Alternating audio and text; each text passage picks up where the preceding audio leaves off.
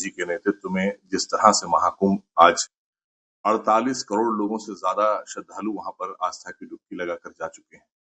पूरी दुनिया आश्चर्यचकित है कि एक उत्तर प्रदेश के शहर प्रयागराज में महाकुंभ, जहां 48 करोड़ लोग, विश्व रिकॉर्ड स्थापित कर रहा है यह आस्था का पर्व हमारा।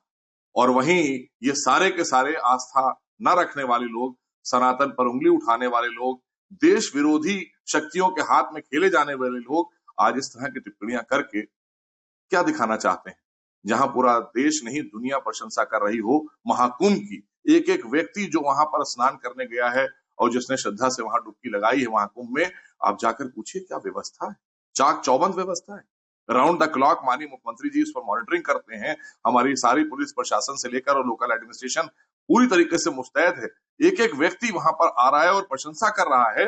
ये बेचैन इसलिए है कि ना तो ये करा सकते थे, ना ये कराएंगे आगे कभी, और ना ही इन्होंने ये कल्पना की थी कि 50 करोड़ लोग कुंभ में आएंगे और आस्था की डुबकी लगाकर आराम से चले जाएंगे और कोई बात नहीं होगी। ये तो वो लोग हैं जो प्रार्थना कर रहे हैं कि कुछ हो जाए तो हमें घेरने का मौका मिल जाए। इसलिए ये जाएं और वहां पर आस्था नहीं प्रायश्चित की डुबकी लगा लें, हो सकता है उससे कुछ इनका भला हो जाए। किस तरह से देखते हैं इसको लेकर कि आज देखिए, इनको सबको पता है कि जो निर्णय जनहित में लिया है, देश हित में लिया है आदरणीय मोदी सरकार ने, और इन सबको पता है जेपीसी की रिपोर्ट में इन्होंने सबने अपने भी जो भी प्रस्ताव थे वो दिए हैं, और वो जो प्रस्ताव सही थे इन लोगों के लिए भी गए हैं।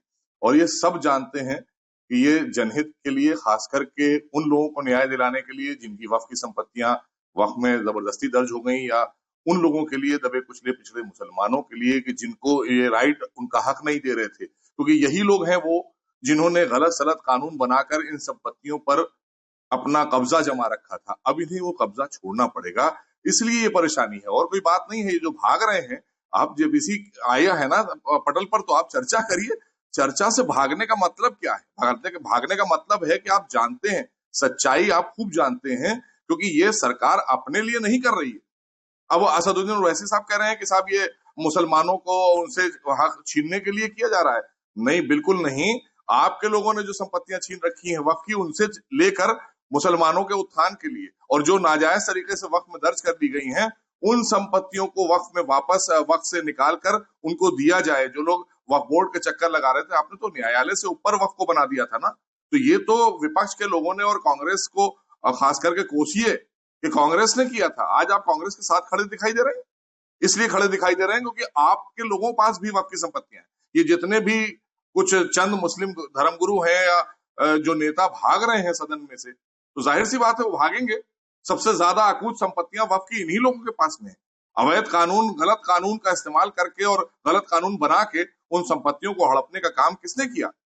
तो संशोधन नहीं होना चाहिए। संशोधन इसीलिए होता है कि आपने ऐसे नियम कायदे कानून अमेंडमेंट में 13 में बना दिए कि जिसके चलते वक्फ बोर्डों को इतनी तक पावर दे दी आपने वक्फ बोर्ड को कि किसी की संपत्ति को उठा के वो दर्ज कर ले अपने पास में, और किसी का राइट छीन ले, और कोई वेलफेयर ना करे किसी दबे कुचले पिछड़े मुसलमान का, और अपनी चैरिटी कर रहे हैं, अपना वेलफेयर कर रहे हैं।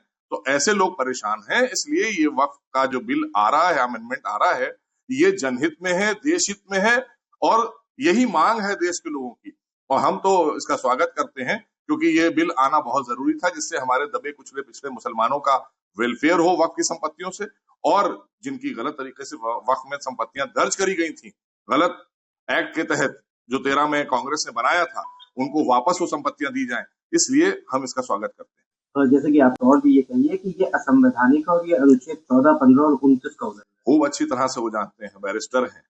असंवैधानिक कोई चीज सदन में नहीं होती है। सदन में जो कुछ होता है वो देश की 142 करोड़ जनता भी देख रही होती है, और ये खूब अच्छी तरह से जानते हैं। और जेपीसी का पार्ट है, वो जेपीसी के मेंबर हैं, वो खुद बैठे हैं उसमें, और एक एक सदस्य जो निकल कर भाग रहे थे सदन से, ये सब बैठे हैं। इनको पता है कि चर्चा करेंगे तो इनकी पोल खुल जाएगी, इसलिए चर्चा से भाग रहे हैं।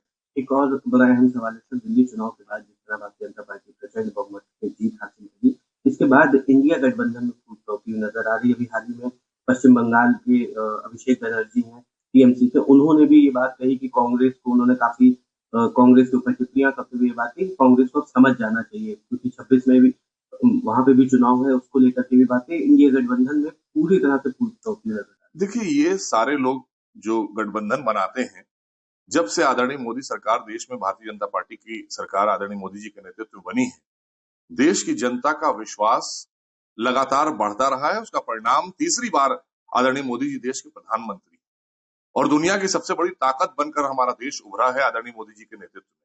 तो ये देश की जनता ने इनको नकारा है और ये निजी स्वार्थ के लिए राजनीति करने वाले लोग, ये देश हित के लिए राजनीति करने वाले लोग नहीं है।